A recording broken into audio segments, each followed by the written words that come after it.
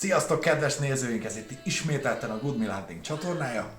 Biztos vagyok benne, hogy ti is hallottátok már azt a mondást, hogy a reggeli a nap legfontosabb étkezése, ezért ma elhozunk nektek a kedvenc reggelinket, ami a világ egyik legfinomabb szendvicse, úgyhogy croque monsieur és croque bálamot fogunk nektek készíteni, és ne felejtjétek, tudjátok támogatni a csatornánkat egy feliratkozással, illetve a like gomb megnyomásával, ha tetszett a videó. Köszönjük szépen, tartsatok velünk!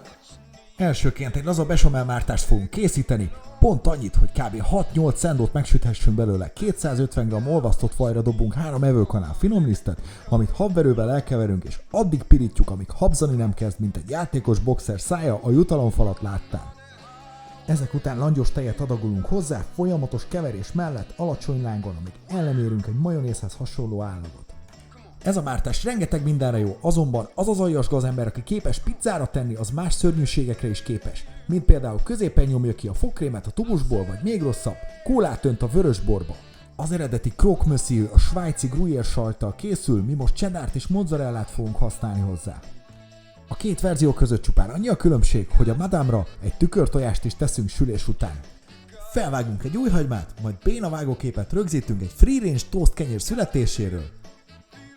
Hát nem csodálatos. Most ugyanez lassítva. Miután megtudtuk, hogy születnek a kétszer sültek, megkenjük őket vastagon besamellel, rengeteg sonkát, magos mustárt pakolunk rá, majd vastagon mindkét sajtból jöhet. Ne legyünk szégyenlősek, egy ilyen reggeli nem illik spórolni. 200 fokos sütőben körülbelül 5 perc alatt aranybarnára sütjük az egészet. Most pedig elérkeztünk a legkellemesebb részhez, 2 pezsgős pohár, egy üveg száraz törjel pezsgő, némi narancslé egy-egy arányú keveréséből mimóza koktélt készítünk. Most kéne azt mondanom, hogy reggel ne fogyasz alkoholt, de ebben ugye narancslé is van, szóval...